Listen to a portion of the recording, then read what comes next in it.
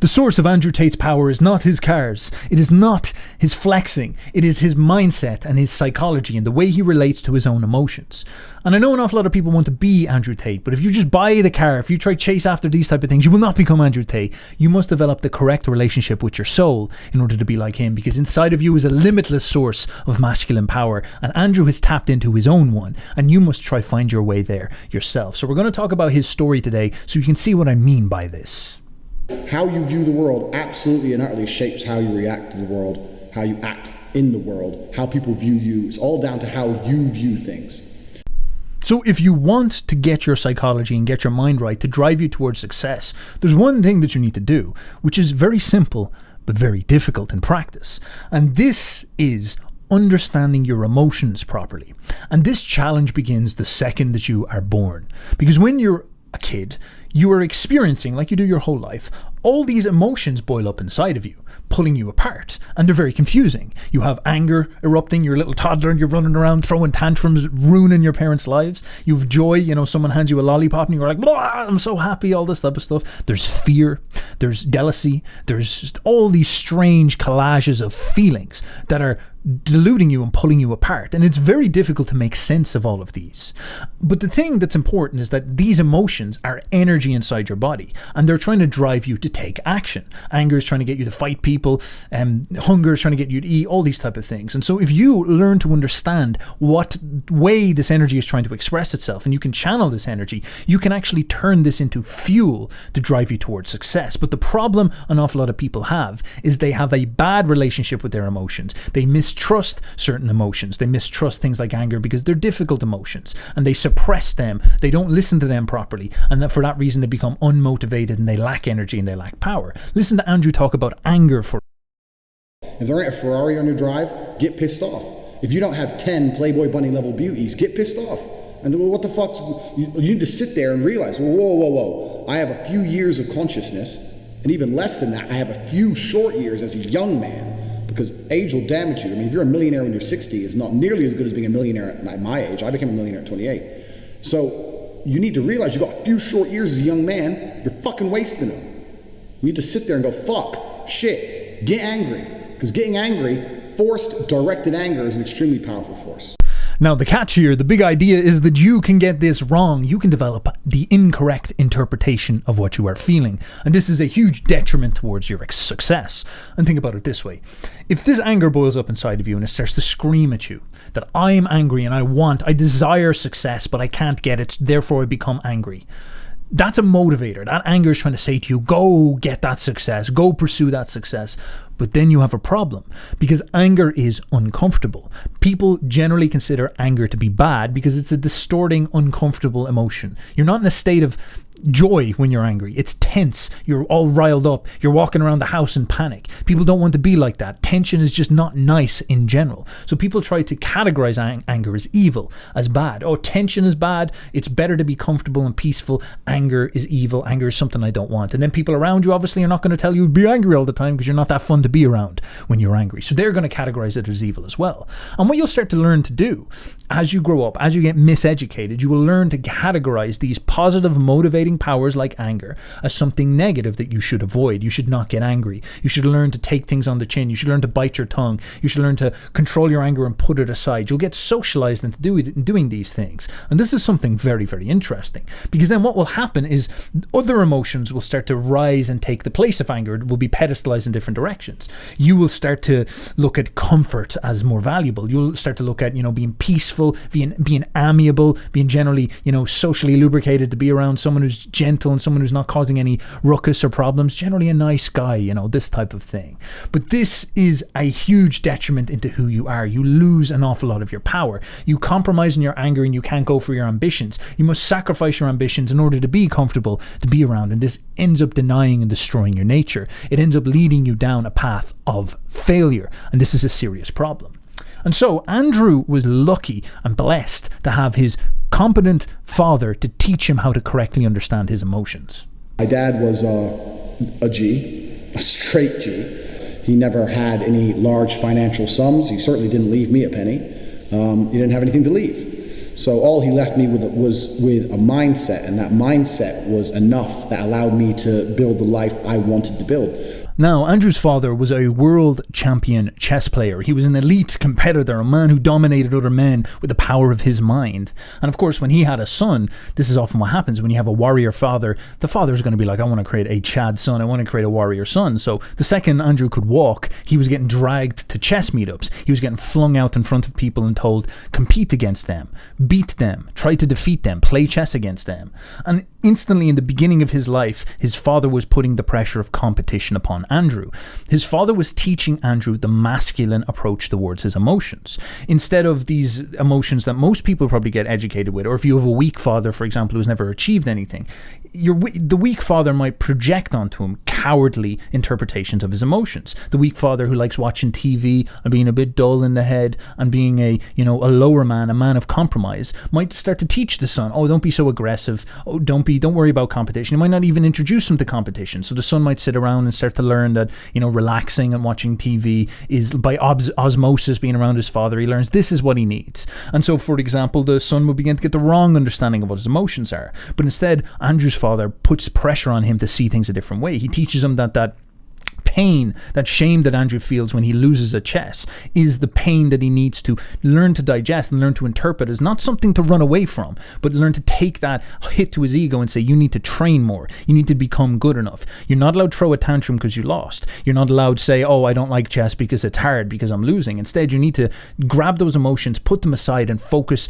that energy on winning. You need to transmute those emotions from lead into gold and become a successful person. You need to embrace the harshness and the tension of competition. He installed inside Andrew from the very beginning the correct way of thinking. Now, this is what set him up for life, because his dad got the mindset right. He taught him the correct language to interact with his soul.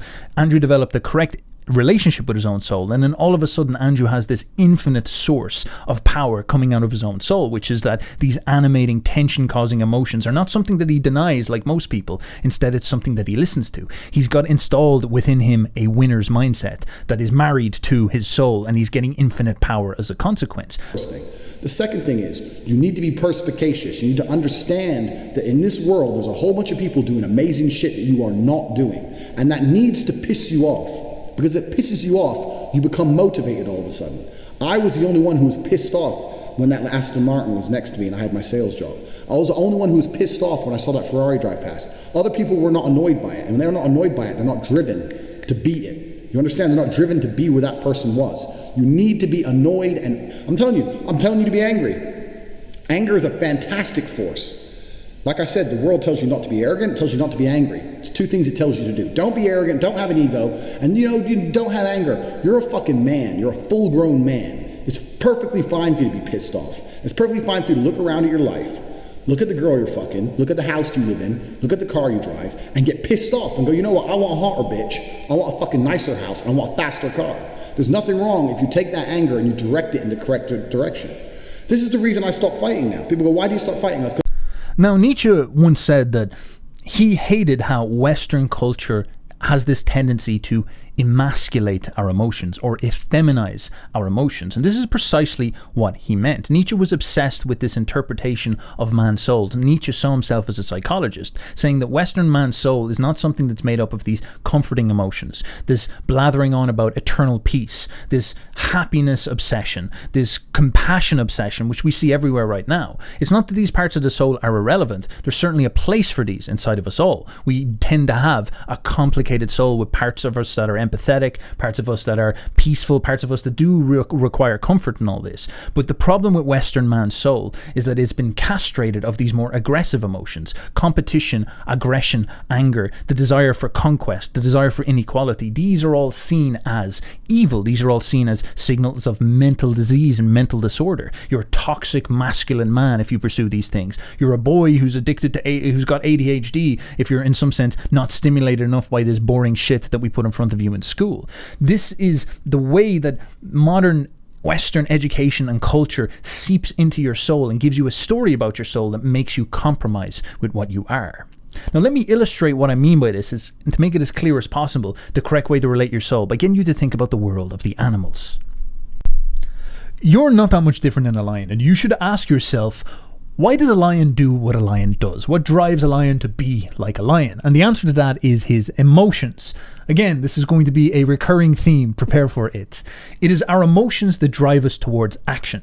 And so if you want to imagine the reality of the lion, think of it as beginning without emotions, in a state of peace, in a state of calm. And it's lying down on the grass and it's chill. And you are like that when you're on the couch. And this is a place that you perpetually want to stay. To be relaxed, to be at comfort, to be at peace. This is what we're all sort of seeking. We're looking to lie down in a sort of hazy, half-sleep, relaxed, chill state. And the lion is like this in the savannah of Africa in the grasses. But of course, life does not want you to relax. Life wants to progress forward. Life wants you to create higher forms. Life wants you to ascend. Life wants to make stronger, more powerful entities so that life can wage this war against death. And so when you're lying on the grass, life is thinking to herself, all right, how do I get this guy to go and eat and get stronger and fight and become bigger and become the big Chad around? How can I test this yoke to see if this life form, this piece of life, is worthy of me rewarding it with food and health and strength? So what will happen is that you will be lying down there in the grass, and then your belly will start to grumble. Your stomach will start to say, I am hungry. And this will put you in a state of tension. Your first feeling is a state of tension. Think about that. And this tension is not negative. You won't like it. You'll be like, fuck, I hate being hungry. You'll think it is a bad thing. But it's actually life trying to motivate you. It's like she's zapping you with something. She's saying, go eat, you fucking lazy prick. Go eat. Stop lying around the grass. And so the lion will get filled with this tension. He'll get up and he'll go, oh, fuck, all right. I just gotta stop lying around. Gotta stop being a wagey lying around on the couch all the time. So he gets up and he starts prowling. He starts walking around the savannah and he starts looking. And then what happens is he sees a gazelle, and what happens then, he feels another burst of energy. His adrenals kick off and he gets a little bit of kind of nervousness. Oh, what if I don't catch this gazelle? But he'll also get this predator instinct. This killer instinct will switch on. This emotional will switch him on. This is life saying to him, go into kill mode, go into fight mode. And so he'll furrow his eyebrows and he'll duck down and he'll chase after the gazelle and he'll catch the gazelle, and life will fill him with this insanity psychopath energy that will make him choke the gazelle to death with his own face, with his own mouth, and then eat the gazelle as it's still kicking and still alive. He'll eat out its liver, and then he'll eat out its body and all of its flesh.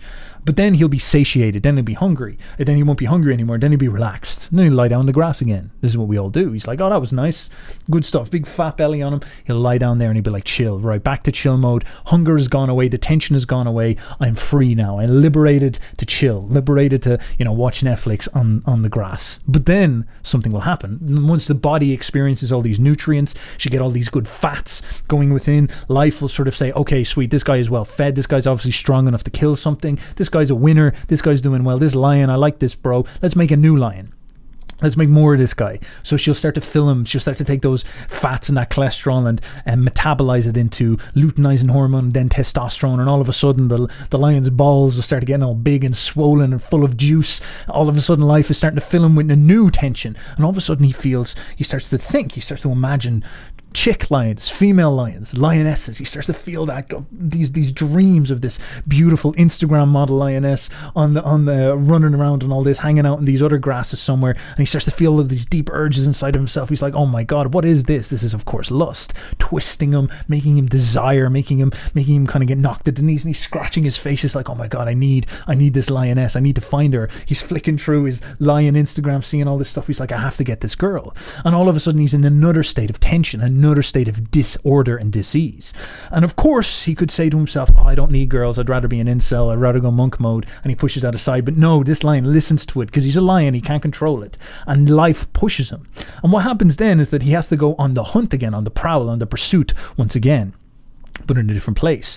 And this time he comes across Lioness Hill. There's this big hill in the middle of savannah, and this is where all the lionesses hang out, and they're all there in their lioness IG taking snaps of themselves, fecking narcissists, like they're taking pictures of themselves. And he strolls up and he's like, oh yeah, here we go, nice one. All right, he's coming up and he's seeing this big hill, and then on top of that hill he notices something. He feels another emotion now come in, and it's the drop of fear, because there's this big hairy Chad alpha male lion at the top of Lioness Hill. He's the big bad man who owns all these lionesses. He's the man who runs the pride up there. He's the man who runs the ship, the top G, you might say. And so this young lion looks at him, and he feels a drop of adrenals. Now, luckily, this young lion is full of testosterone, so he has a set of conflicting emotions inside of himself. He has the desire to fight and the fear and the desire to run. He gets that burst of energy inside of himself, and he says, okay, something's going to happen here. Now, he has to make a choice, and this is going to dictate everything about his life. He has to say, do I listen to these emotions? Do I embrace them? And do I go for what I want, despite the fact that I'm feeling a little bit nervous right now? Do I embrace the chaos and go courageously towards the hill and challenge this male lion to a fight to see, can I become top G who owns all the lionesses? And a lot of lions might say no, but this lion says yes, and he goes up and he challenges him, and top G comes down, the big lion comes down, and he's running around with him, and he's like competing with him, and then they fight, they get aggressive, they leap into it, they attack, and it's this war, there's this beating up going on, and then he actually defeats the lion, he defeats the alpha male lion, and then he goes and he claims it for himself, and he becomes powerful. And then all these incredible things start to happen. His testosterone rises, life starts to reward him with more powerful feelings of testosterone. She starts to increase the power inside of his body because he competed and won. All the women around him, he starts to breed with them all. He starts to have loads of girlfriends, all the IG girlfriends are all taking pictures with him, being like, look at this guy, he's my bro, I love him so much, he's such a big cuddly bear, even though he's a big savage lion. And he becomes powerful. He feels joy, he feels exhilaration, he feels an immense amount of power running through his body. He's tensing all the time, he's flexing like a bodybuilder, like Schwarzenegger, being like, I'm the top man, I'm the big man, all this type of stuff. He gets rewarded by life because life sees him as a successful life form, a stronger life form than all the other life forms, than all the other lions, worthy of all the rewards of strength and power. So she gives him women to procreate with so he can have the pleasures of sex. All the women organize underneath him and go out and do all the hunting for him so he can sit around and just, work on being good at fighting and just eating what's coming along. This lion gets rewarded with the maximum that life has to offer because he was brave enough to take on the challenge and strong enough to defeat the other lion. And this is the savage way that life creates an ascendancy in our species, an ascendancy in life. Things evolve through competition, through fighting with each other. There's this sacred truth, and our emotions are directly wired to that process. And when you are strong enough and capable enough to get into positions of high value, when you're brave enough to do what needs to do, and you're good enough to succeed, life rewards you with testosterone, which calms you down, which gives you a clearer head, which gives you more energy, which makes you feel happier, and it rewards you with actual tangible things in the world as well. And this is the lion's understanding of what good is. Success is good, and courage is what leads you towards success. Now, think for me and ask yourself, what would happen if you made a different choice as that lion? You saw that big Chad, hairy beast of a lion up on top of the mountain,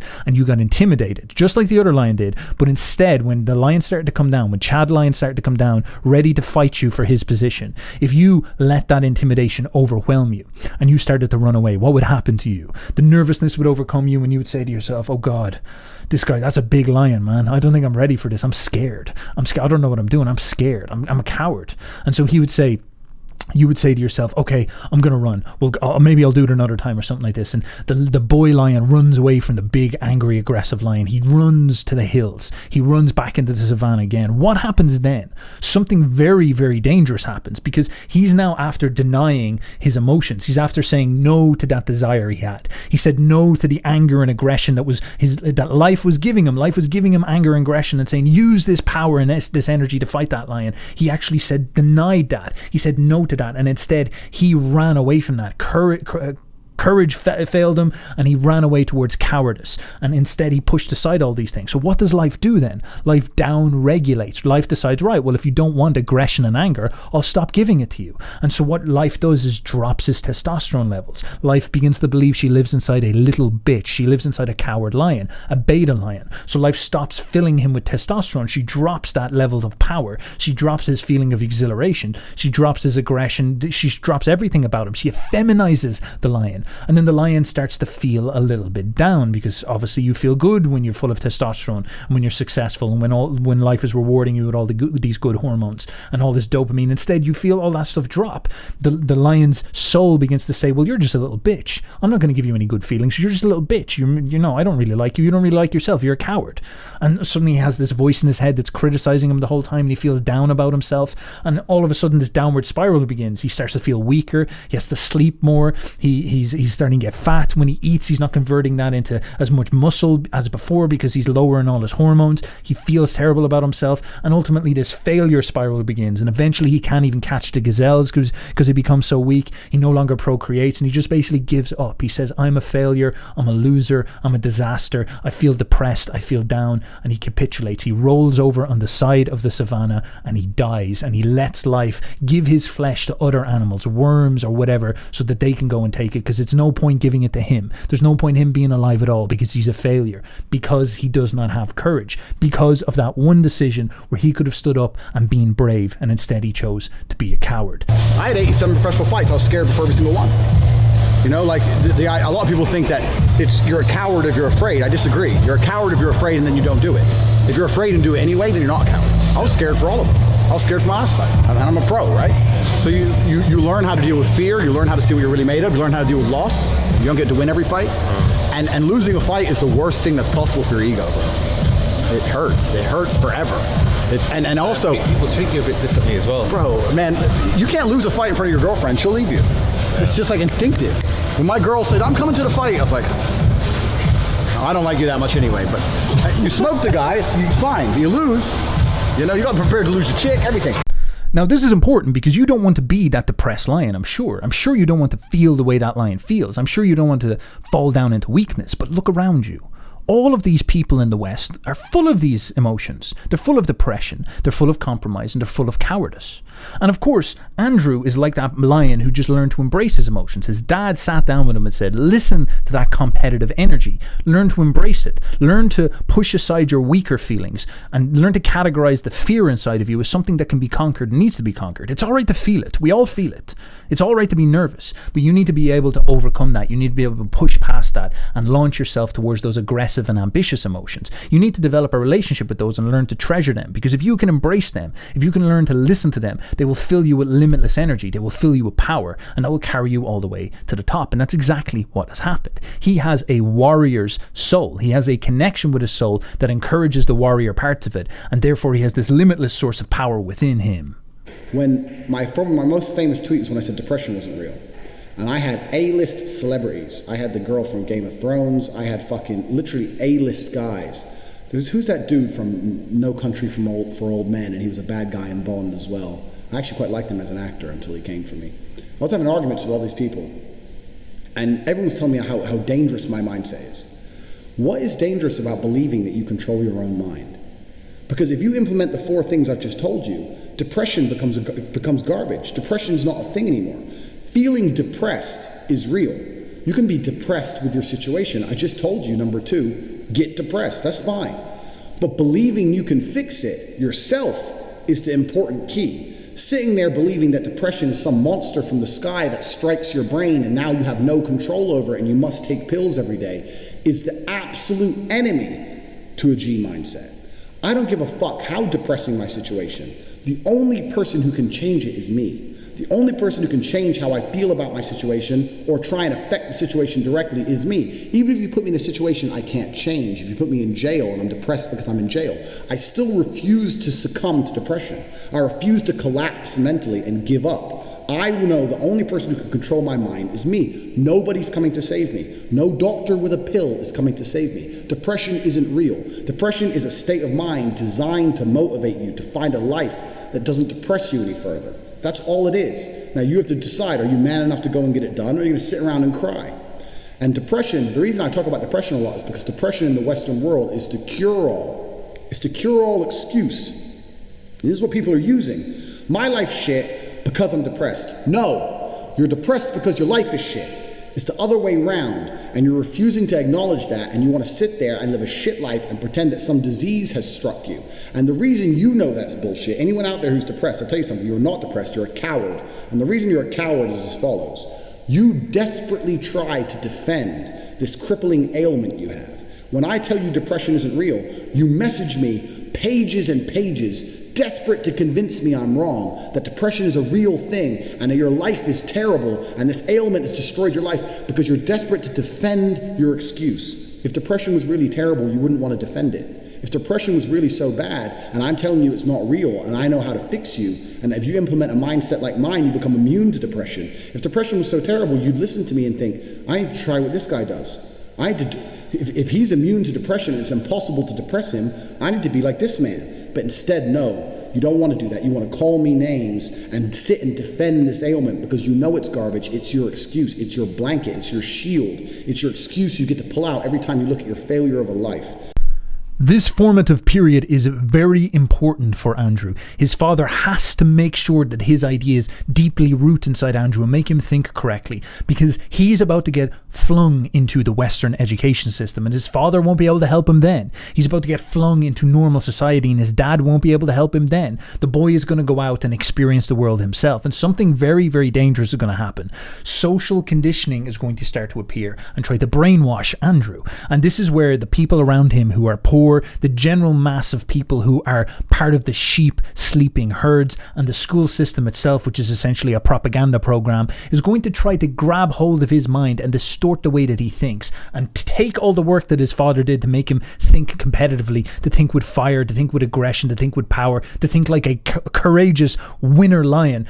What happens is society is going to come in and try to undo all that work and be like, no, we want a slave, we want a sheep, we want to distort this little boy, we want to make him think that he's a little girl, we want to get him to chemically castrate himself, perhaps actually castrate himself. We want to transform this little malleable mind into something that we want. We want to turn him into a left-wing liberal or something like this. And this is the bane, the fear of all high testosterone men, as Andrew Tate's father was probably thinking to himself, I can't let this happen. I can't let this happen. So Tate's dad makes sure that Andrew thinks properly, and he does this with his brother Tristan as well. I'm not mentioning Tristan enough. Tristan is a handsome chap as well.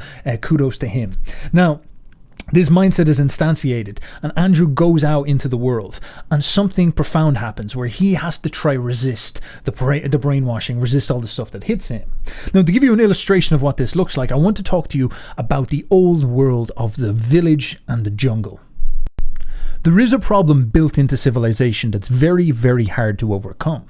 And this problem is based on what civilization actually is. So think about this in the world of the jungle. How does a village get formed? A tribal village get formed in the jungle?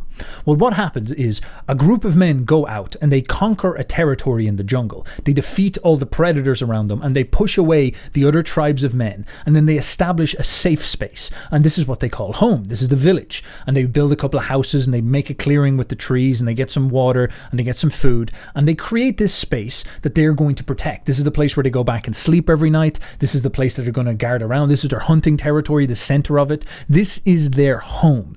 Now, this village that they're going to build is where they're going to keep their women, they're going to keep their priests, and they're going to keep their children. These are all people who would not do well out in the forest where there are tigers and lions and other men who want to rape and kill. So these people are left inside the village, and these are protected inside the village. These are our treasures. These are the people who give us meaning. These are the people who create joy and health, and these are the people that we love, the women, the wives, the children, the girlfriends, the priests, all this type of stuff. But the men then have to go out and protect these people out in the world. But there's a problem that gets baked into this village, because this village is a bubble, a membrane, a protection zone away from reality. In order for the village to exist, it has to be separate from the jungle, and it has to be different from the jungle. The jungle is harsh. The jungle is ruled by violence. The jungle is ruled by competition and inequality. Everything in the jungle wants to attack you and wants to hurt you. The village is the opposite. The village has to be cleared out of all dangerous animals and plants. It has to get, it has to be protected absolutely. It has to be safe. It is a safe space. Therefore, it can't have reality inside of it. The village ultimately has to be predicated on delusion, and it has to be safe. And for this reason, the ethos that forms in the village becomes an awful lot different than the reality out in the world. Because it doesn't have a touch with reality, it needs to have a different ethos. If I was to bring you out into the jungle, I would sit you down before we walk out there and I would say to you, listen, boyo, listen, lad, all right? This is dangerous out here. Any man you see that's not one of us, kill him. There's no friends out here. Any animal you see, throw a spear at them. Be very fucking wary. It's dangerous out here. You can die in an instant, and if you die, we all might die as well. We work as a team, but this world out here is harsh and evil. There is no love. There is no joy. There is no compassion. If you fail, God will let a tiger eat your stomach out while you're still alive if you're not careful. This is a very, very dangerous place. This is not something you want to fuck around with, so be fucking serious. And you would be like, Jesus, Steph, calm the fuck down. Like, what the fuck? But then you go out and you see that I'm telling the truth. Now, what's interesting is that if we walk into the village, we're not going to say this, because if I say, be wary of everyone and throw spears at everybody all the time and assume that everybody's out to get you, you can't really form a good village. You have to trust the people in your village. So what we do within the village is I would talk to you about compassion. I would talk to you about calmer emotions, family-orientated emotions, internal emotions, feminine values. I would say, well, listen, everybody here is part of our tribe. You have to be kind to them all. If someone asks you for something and maybe, don't just immediately start fighting. You'll cause a ruckus in the village. Try to put your ego aside a little bit and understand them, all these type of things. And let's try to make a nice space here, and let's try to have good virtues here, virtues of the herd, virtues from within.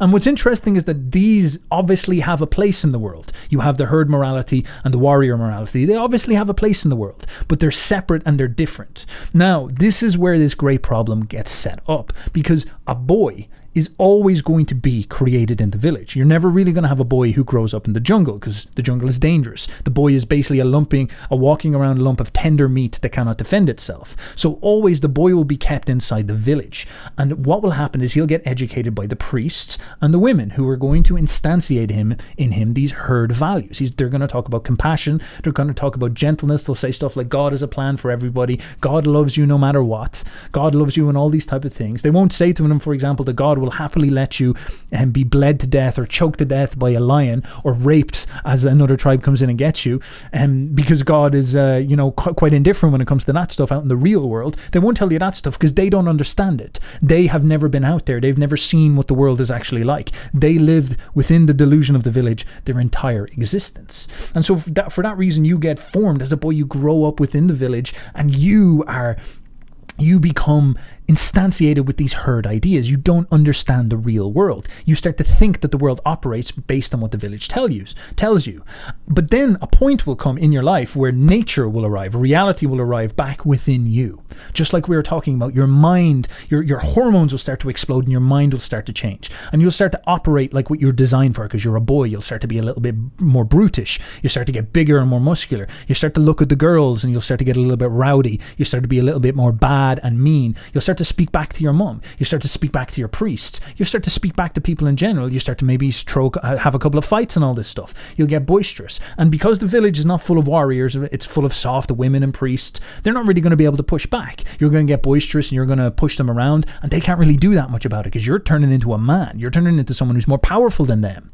And of course, this is where the great power of initiation comes into play. And this is a human universal throughout all societies. You can see it in all the tribes. And the solution to this problem of the big boy who's getting geared up for the jungle starts to have this problem. He starts to become arrogant. He starts to become a bit of a bully around. And so the men realize this. The men hear about this and they're like, all right, he's ready. He's 13, 14, 15 now.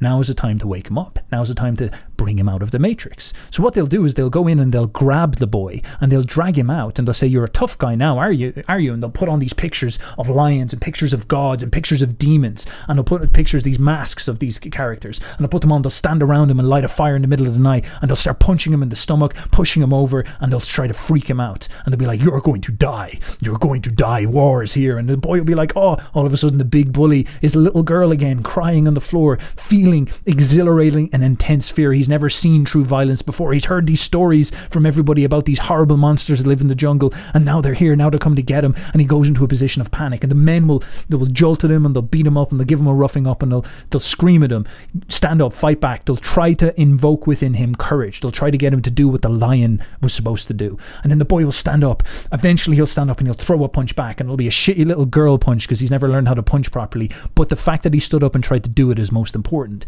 He will stand up and he will prove his bravery in front of the fear. And the men will say, you're ready. The men will say, now you're one of us. They'll grab the mask and slap it on his face, and it says, now you're one of the forces of nature. Now you're ready to come out and attack the real world. Now you're ready to learn the ways of men. And what they'll do then is they'll take the boy and bring him out of the village. and take him into the jungle and teach him about reality. They'll teach him about the new laws, the secret laws, the mystic laws of the jungle. They'll teach him how God is brutal and indifferent and cold, and he only rewards you if you're excellent enough. They'll teach him about competition. They'll teach him about brutality. They'll teach him about violence. They'll teach him how to kill. They'll teach him how to go cold. They'll teach him how to organize a raid and attack a foreign tribe. They'll teach him how to do all these things to turn him into a man. They'll make him brutal. They'll make him vital. They'll make him energetic. They'll make him dangerous. They'll talk to him about his emotions and say, you must learn to channel that anger instead of suppress that anger like you did the whole time in the village. You must channel that anger into stabbing into an animal or another man's throat. You must do all these things in order to become a man. They transform him into someone new. And this sets up the predicate and the challenge for all of life. The problem, the divine tension, the divine dichotomy between the village and the herd, and the man and excellence and reality. Men always understand reality better than women and priests, but men ultimately can't teach women and priests about that reality because those values don't work in the village. And this is something that is so difficult and so dynamic to cross. And this is the problem that you as a young man have in the West, because the West has gotten so successful because of its men who understood reality, because of the great warriors of the West, and because of these great scientists who perceived into the very depths of reality. They've created a super village, a village that rules over the whole earth. And now you live within a village that's projecting its herd values everywhere. There's almost nowhere you can go that is not village. There's nowhere you can go that does not have these values anymore. It surrounds you everywhere. Everywhere you go, you will find the herd values being projected into you. And there's no way for you as a boy to initiate yourself. None of this stuff works anymore. You are trapped within this perpetual herd. Masculinity has now been grabbed and pushed aside. It has now been completely pathologized because the unintelligent, low nuance, unintelligent priests and women don't understand the role masculinity has, and they aren't wise enough to see the bigger picture, so they begin to project their values onto all of this reality and essentially castrate their own men, leaving them up for the great danger which will happen, where other tribes will come in and destroy this. And this is what is so important for us. We as men who feel these instincts, who have these powers within us, we feel this energy. All guys do. This is why Tate is doing so well, and he deserves it. They feel that energy and they want to embrace that. They want to be initiated. They want to feel that stuff. But there's nothing in Western society that does that. So they become a depressed doomer. But the truth is that if you have this frame built into your mind strong enough, you are able to resist this reality, resist the values of the herd, resist the village, and push yourself out there. And you will be able to find reality and find a way to initiate and find a way to overcome your situation and find a way to embrace those masculine values and push yourself forward. And this is why it was so important that Tate had his father bury this into his mind, because this allowed him to say no to all the bullshit from the women and priests around him and remain eyes on the prize.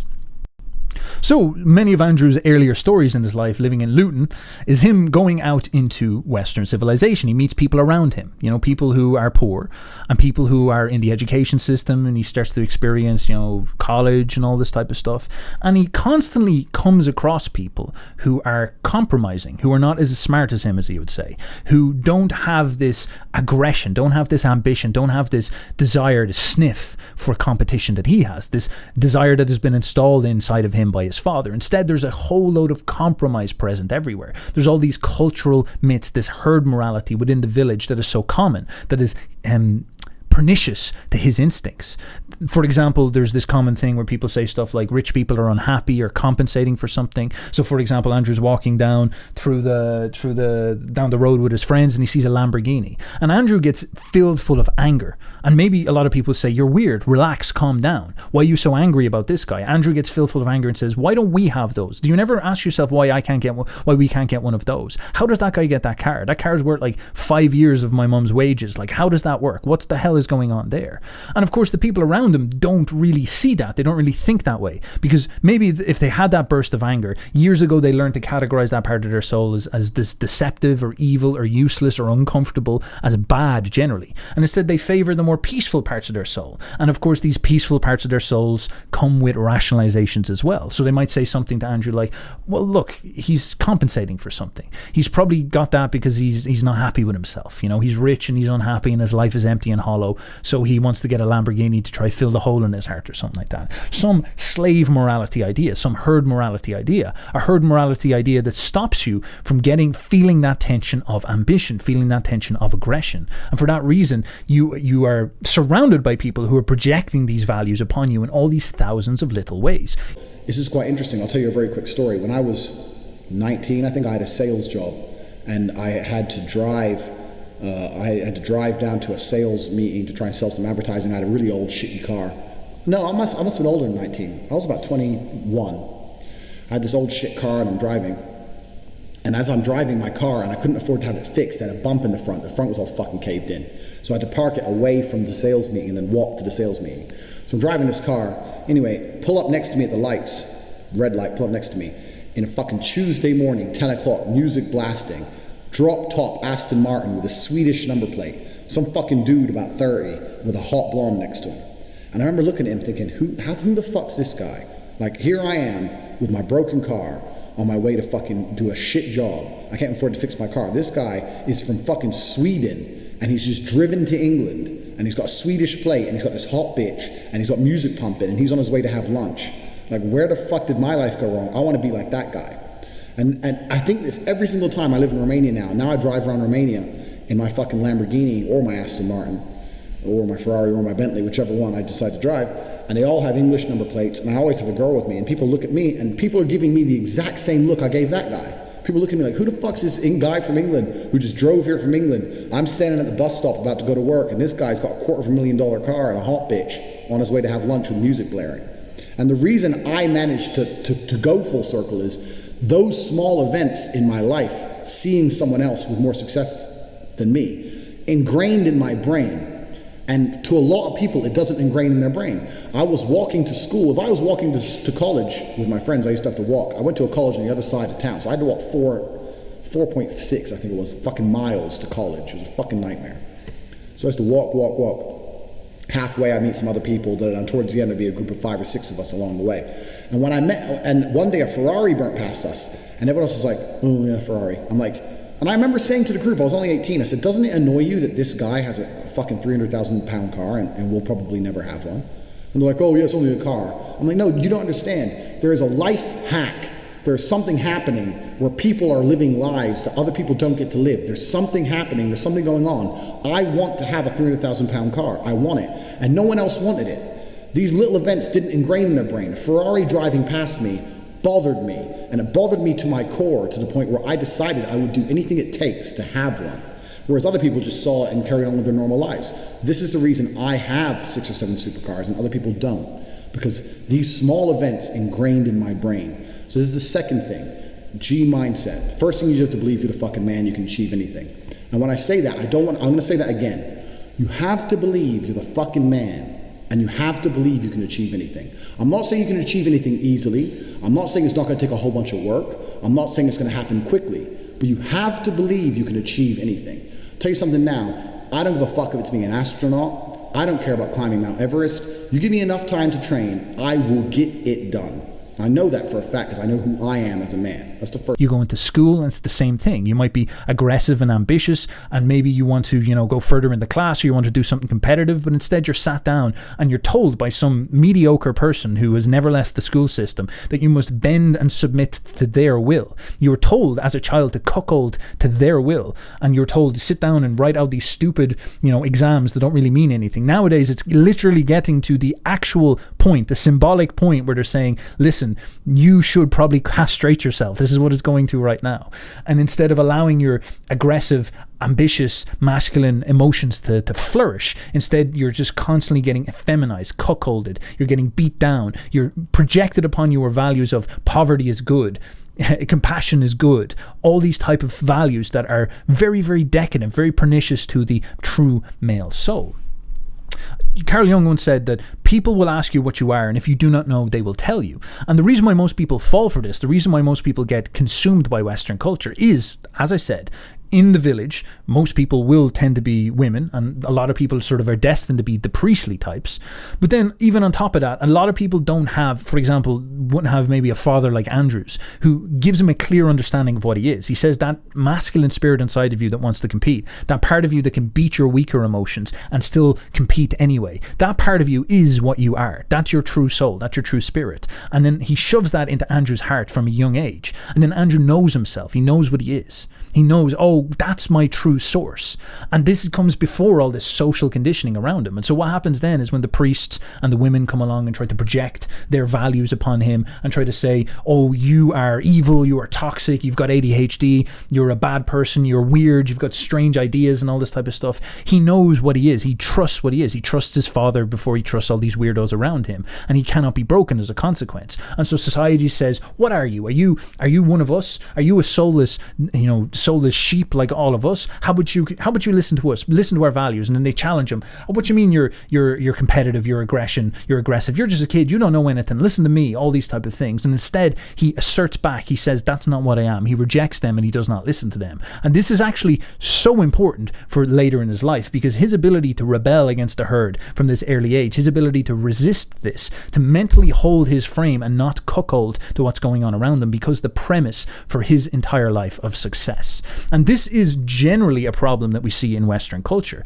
It is an eternal issue. As I said, it's sort of mythological, where there's always going to be a function where the village is going to have herd morality ideas, and it's going to weaken the people and effeminize the people. And there's always going to be this problem when we need to initiate men into reality. But Western culture has got to the point now, the scale now, the herd morality is starting to consume everything else. There's almost no spaces left for pure masculine energy, even though masculine energy and the masculine interpretation of the soul is the thing that creates civilization, that protects it and serves it and supplies it. That is starting to get completely ostracized and pushed out. This is what you see in the quote-unquote culture war and stuff like this. But of course, masculine energy cannot be defeated. The true spirit cannot actually be defeated, and you're going to get plenty of people like Andrew, and I felt many of these experiences myself in my own life. You're going to get people like Andrew who just simply can't be broken, because ultimately the herd morality is a morality of lies. It's a morality of delusions. It's the morality of effeminate nonsense and emotionalism that doesn't actually mean anything when it comes down to it. And there's always going to be people within these societies who have brutally strong spirits, and they cannot be cooked.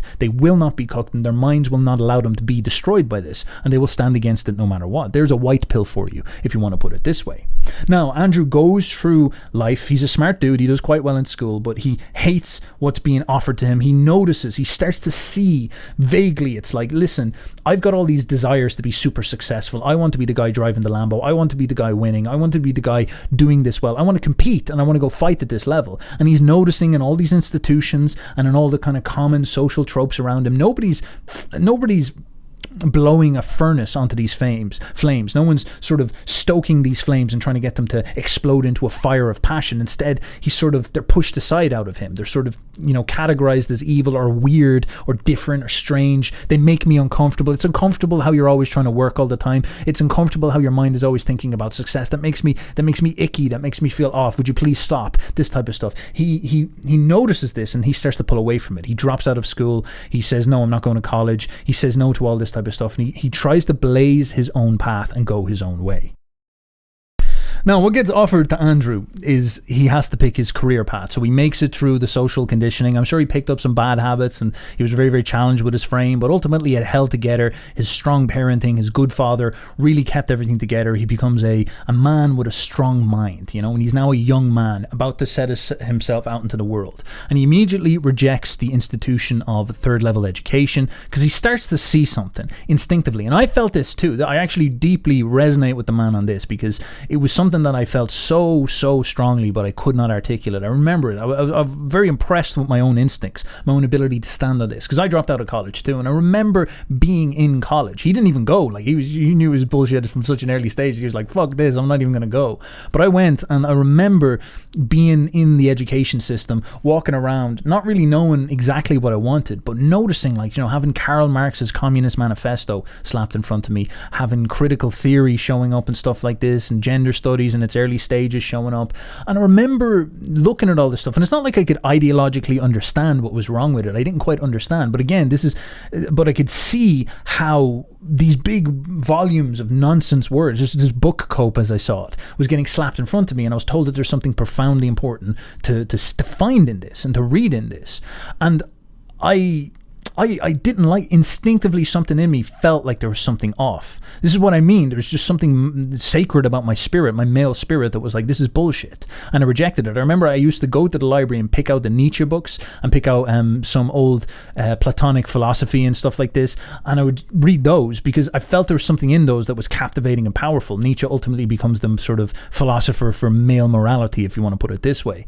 But I would definitely notice that there was something off about these things. And it was only years later could I articulate this and conceptualize this and see that, Marx is the philosophy of the priest. It's the philosophy of distribution, radical compassion, but tyrannical compassion, compassion that sounds good. It's a beautiful lie is basically what it is, where it says something pretty, says something nice, but ultimately it's the most pernicious way that you can organize society, because it's based on the delusions of the village that ends up destroying everything, including the warriors. It's just this horrible, horrible way of running things. And the gender studies and all this type of stuff and the critical theory, I could see this sort of rationalization, this obsessive over talking and resentment hidden underneath it way of articulating things. It's highly emotional nonsense that was very, very dangerous and very, very pernicious. It is the immorality, the herd morality turned into, massive obscure theses that you're supposed to sit down and study. And I remember an awful lot of people I saw who ended up studying that stuff. It does brainwash you. It does something to your brain because it explains to you,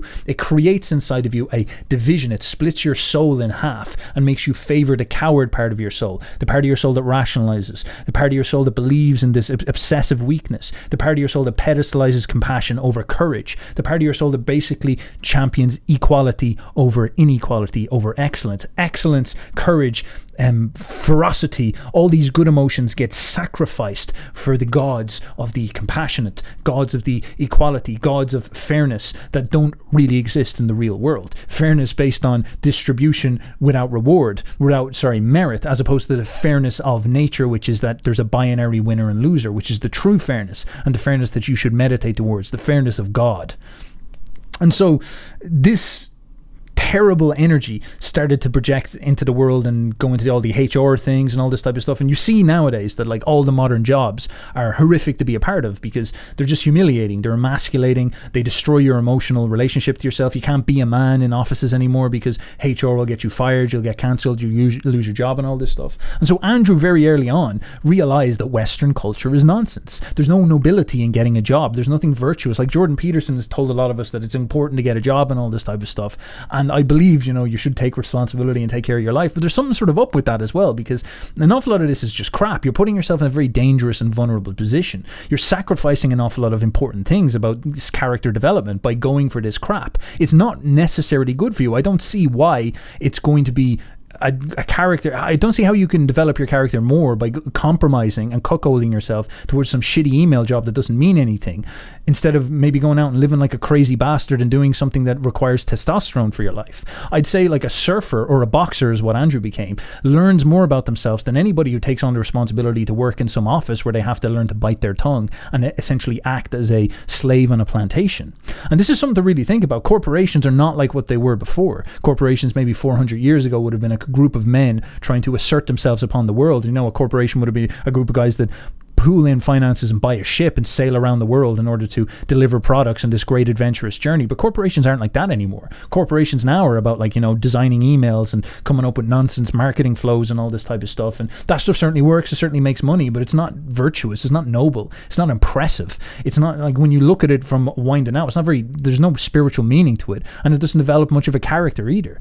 These are all very pernicious and decadent things about modern Western culture, and it's soy is the simplest way to put it. It's nonsense. And so when Andrew's sitting there and he has these horizons laying out in front of him, it's not like he's denying hard work. He goes and he becomes a salesman, a very fucking hard job. He tries all these type of things. He tries to set up companies and all this stuff, but something in his soul says the purest way that I can release these instincts and know about myself and come to understand myself is to fight. And so he goes and he starts to go for war. And I remember this myself. I remember when I dropped out of college, I had fuck all money. I had nothing going for myself. I was reading Nietzsche, trying to think what I'm going to do with myself, trying to work on putting myself out there, developing my skills and all this. And I remember I just went for fighting. I went to learn to fight. It's so weird, but the young man's instinct goes towards this. I remember going to a Muay Thai gym in Dublin and learning the ropes and all this, and learning how to throw a punch and all that stuff. And it was it's fascinating how powerful that experience is. It's something beyond belief what it does to you, because there's it's so character building, facing those fears, particularly taking a punch, learning what it is to get hurt, learning how you're not a lump of sugar, you're able to manage all these things, is actually quite powerful.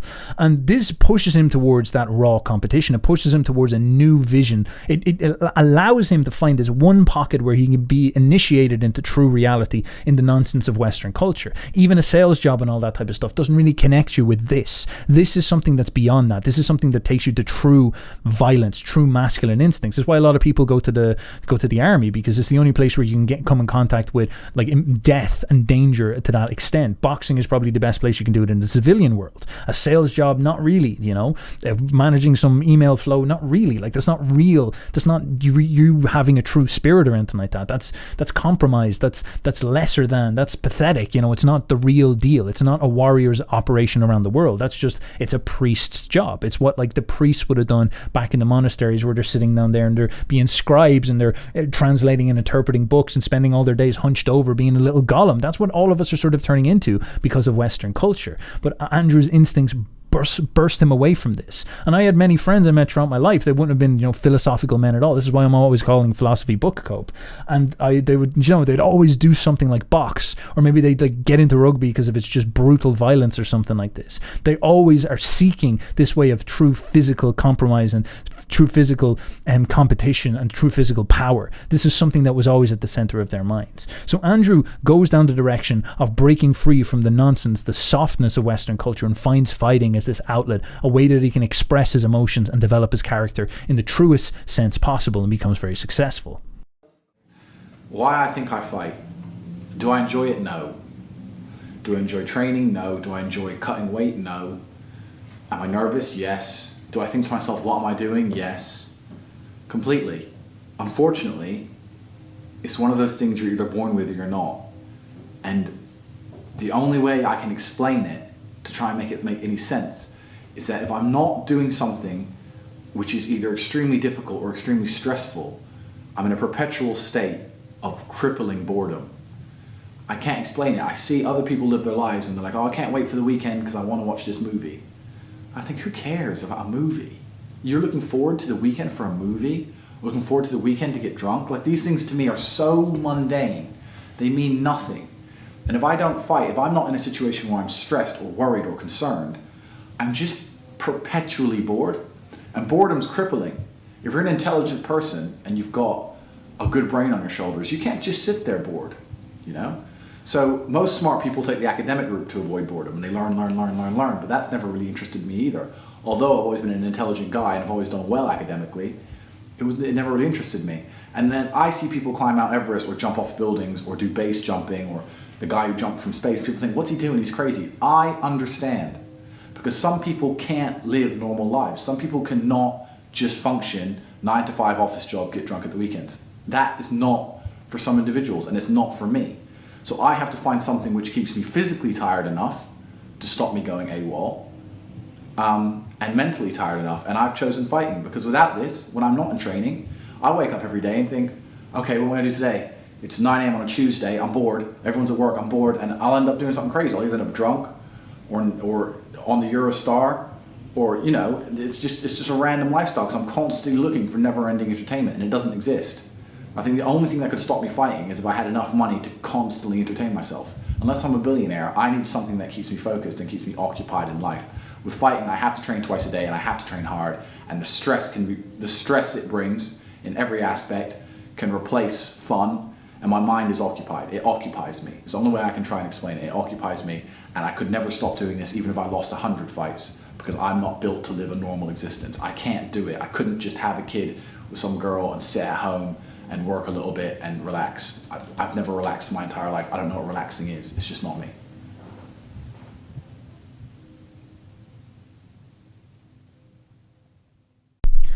Now, it comes to a point in his life where he becomes very aware that he needs cash. He realizes that in order for him to really have true success, he's going to need wealth. Wealth is what dominates this capitalist world.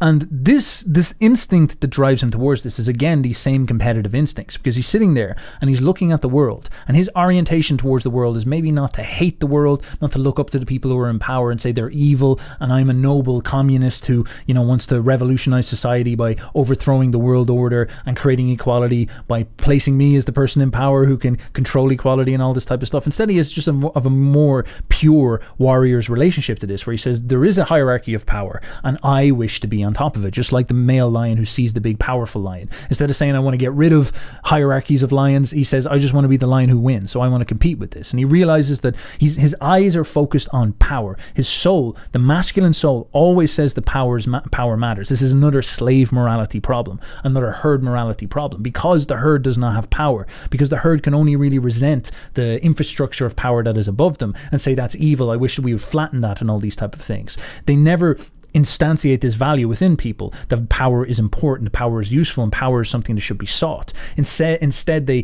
try to demoralize power. They try to suggest that power is bad, power is crooked, power is something that is wrong. To desire power is pathological. To gain power is corrupt in and of itself. What is the old saying? Power corrupts, absolute power corrupts absolutely. There's this relationship to power that sees it as evil. There's a fear of power.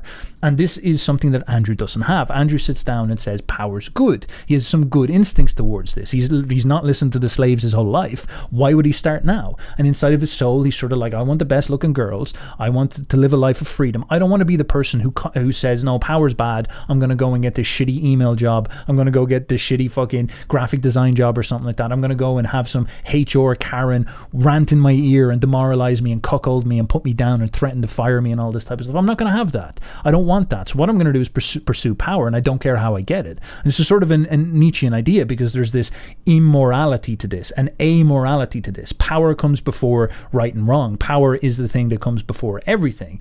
And you see this an awful lot now with movements of, the sort of trad guys coming up and talking about morality and all this type of stuff. And Andrew's resisting all of this. He's pushing away from all this sort of herd morality and this obsession with moralizing and this obsession with, pathologizing power. And instead he focuses on the true good, which would be power in the mind of the man, the mind of the masculine energy. The lion who looks at the lion hierarchy says that the only good thing for me right now is to be on top of that hill, and I should die trying to get there, and I am happily going to kill getting there. And these are two very evil things. Killing people and dying are not good. The herd morality says these are evil things. You can't do these things. You can't kill people. That's not good at all. But that's not the warrior thinks. The warrior thinks, I must kill people who are in the way of my power, in the way of me becoming successful, in the way of me achieving this position. And in order for you to connect with these instincts, in order for you to understand that, you need to be properly connected with your instincts. If you can't connect with your instincts, you'll start to come up with delusions, herd morality delusions, where you'll say stuff to yourself like, oh, I've got to be a traditionalist, or I've got to get off the grid and run away, or power is evil, I have to hate people who have power, I have to try plan this like communist revolutionary nonsense and all this type of stuff, instead of just going for the jugular and competing in the way that you're supposed to compete. And so what happens is his soul says pursue power, and he looks around and he says, how can I do this? And he goes for something that is extremely amoral. He goes and he gets girls and he puts them on cam. He puts them on a webcam. In a very Nietzschean way, he realizes that sex sells, and having this conglomerate of girls that simps, that losers go up online and look at and pay money to because their emotions get all caught up inside of them, he learns that exploiting their weaknesses is a great way for him to get power, him to get wealth, and wealth creates power. Now, it's true that an awful lot of people get very, very mad about this because they see it as immoral. It's immoral to support sex work and stuff like this. And look, let's hold that thought for a moment, because what began to happen after he became a millionaire off this is he was in a position of incredible power. He was free. And this is very important to keep in mind. He had deep instincts for freedom. He was always pursuing freedom. He did all sorts of intelligent things to secure his freedom. He was going across the world, opening bank accounts in every country he possibly could, because he had all this free time and all this wealth, because he was using these women in order to put them up online and exploit the simps. He had all this sorted out. So he was able to go and establish procedural things. He was focusing on actually doing things. Instead of sitting around and writing moral theses on Twitter and stuff like this, he was just going around. He was establishing positions of power. He was accumulating wealth. He was going and getting these bank accounts open. He was getting all these passports. He was making himself extremely anti-fragile. And this is interesting. This is very, very interesting because his instincts were driving him towards intelligent, power-orientated behaviors. And then over time, this started to build up and make him very, very anti-fragile. And I say this because he started to show up on Twitter, and he showed up on Twitter within reactionary circles, we could call it. People are sort of angry at the herd morality around them. They're angry at the world around them. They're angry at, an awful lot of people giving out about quote unquote left and stuff like this. And Andrew shows up in the middle of this. This is when I first found him and met him. I had him on my channel to do a podcast and all this, and I saw him talking about these type of things.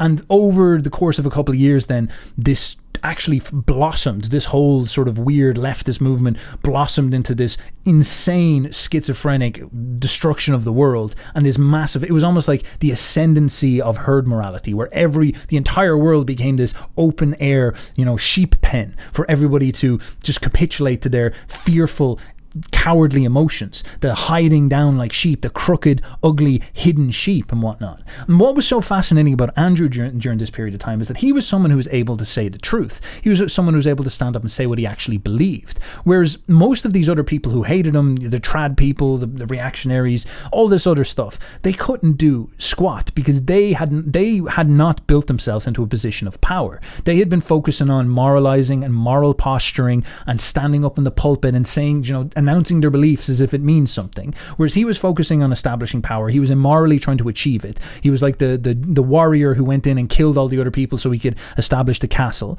and everybody's like, hey, that's so evil, that's so bad. But then, when the big war kicked off, he was the man who had the castle and everybody else was fucked up. And so he was the person who could actually go out and start to assert against all this nonsense and all this insanity, and against all the bad instincts that he saw rising up out of the world. And everybody else had to compromise. Everybody else who had not correctly worked with their instincts, who on a sort of theoretical level understood certain things about the world and believed certain things about the world, but deep down in their instincts were actually still cowards, were people who were not focused on power, not focused on securing what they needed to secure. They had to compromise. They had to cuckold themselves. They had to bow. They had to bow to the real power in the world, the power that was able to turn your life into an open air pen. That was the real power. They had to cuckold themselves to this. And Andrew, of all people, the immoral man, the bad man, the dude who did what it needed to do, the dude who was aggressive and loud and boastful, the dude that was challenging and competitive, the dude that was rude and mean, this was the one man who was free because he focused on the right things and he was proven correct in the long run. And that is essentially important. And so this brings us up to the modern age. Why is he doing so well? He's obviously funny, but the thing that matters is that he's standing for this part of our souls. He's standing for the male soul. He's standing for the testosterone-filled creator. He's standing for the soul that Nietzsche was standing for. Nietzsche was saying the same things, that Western culture is becoming decadent. It's favoring these pathetic herd morality emotions. And Nietzsche said we need to embrace a new perspective that embraces these masculine emotions. And Andrew, not a dude who reads philosophy, a dude who simply lives, a dude who connects with his own fucking heart, his own soul, and understands what it's saying, goes and produces this worldview and this way of seeing things, and he articulates it. He's like a lion talking. He's like someone who's been through many experiences of bravery. His own soul has been with him and witnessed him going through an awful lot of bravery, and his mind has understood reality and related and shaped his thinking around these experiences, which has created this way that he speaks, which hits men on such a fundamental level, which seems like such a grounded and straightforward truth, because that's ultimately what it is. It is the warrior's attitude towards life. And this is why he is doing so goddamn well. But as I said at the very beginning of it, the point of it, the true message, is that you have a soul as well. You have a set of emotions that you need to relate to, and you need to conquer fear within yourself so that these emotions can blossom and flourish. And this is what will create inside of you a truly male soul, which will build within you true assertiveness, this true ability to stand up against nonsense. And it's this war which is going to change the course of Western culture fundamentally. This is the thing that humiliates all that nonsense from the priests and the women. The herd morality just gets exposed as ridiculous when you hear something this down to earth and truthful coming from a man who's lived properly. All this other stuff seems silly, seems like a waste, seems like a pathetic, stupid waste of time. And this man out here asserting his reality, just speaking from the heart, is doing an awful lot of good. So I support him absolutely, and I'm delighted he's doing so well. Now, lastly, I'll talk to you a little bit about the war room and my thoughts for the future for things like this, because the big idea I'm trying to present to you is the problem of two sets of values, the herd values and the warrior values, the true values that are connected to reality, the values that are projected by delusion, by idiots, by women and priests as well. This is what the West has turned into. Western culture has turned into this psychotic neurosis, this damaged, dangerous problem that emasculates men. And basically, when you start emasculating men in a culture, you're getting rid of the valuable, productive people who build the entire society and run the thing. And this is very dangerous, because in the long run your society is going to fall apart if you do that. And what I see happening is this energy, this masculine energy, is now moving into private spheres. It's moving outside of the culture. People are no longer interested in participating in the culture at all. Highly assertive and creative men, highly focused and disciplined men, the warriors of society, don't like society anymore. I've spoke to a lot of them, and it's starting to get scary, where I've spoken to people very high up in places like, in military situations and stuff like this, and people who are up in Fortune 500 companies, and I've spoken to a lot of different people, and I'm continually starting to see this sort of phenomenon where it's over. Like they're not interested in fighting for it. It's schizophrenia. Why would I try help like an insane asylum? I'm not, like, it's not my job. I can just run away. I'm powerful enough that I can just go and leave and say fuck you. I'm not going to sit around and argue with HR and risk getting a sexual assault claim or something like this for just giving out to some woman about, like, being an idiot in the office or something like this. Men are beginning to leave. Men are beginning to abandon ship. They're saying fuck this, I'm done. It's all bullshit. And this is a disaster. This is the end. This is like Rome falling. This is the end. Once that's gone, you'll have nothing. You're just sitting there. It's just it's like the village. Imagine that the village scared off all the men, annoyed all the men enough that the men just said fuck this, I don't want these anymore, and they just left and went somewhere else. It's only a matter of time before another tribe comes in and burns the whole place down, kills all the priests and rapes all the women. It's not too long before something like that happens, and that's a brutal reality.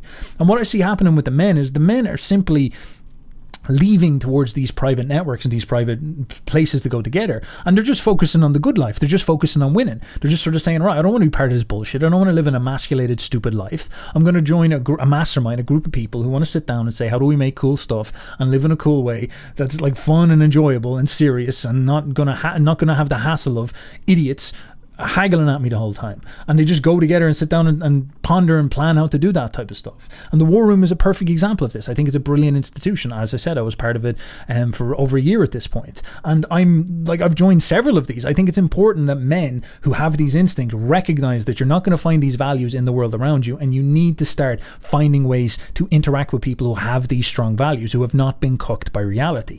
And these people are few and far between. This is very, very important to seek out for. So I'm going to leave it at that. I'll say that is everything from my take. And if you want to understand the value of Andrew Tate, this is in his psychology is the key. The way he thinks is the key. It's the fountain from which all these other things come from. The Bugatti is cool, all this type of stuff, but this is the root and this is the source. And if you really, really want to experience what he's experiencing, the limitless energy, it's in you already. You just have to sit there with it and cultivate it to this maximum extent and get serious about it within your own mind.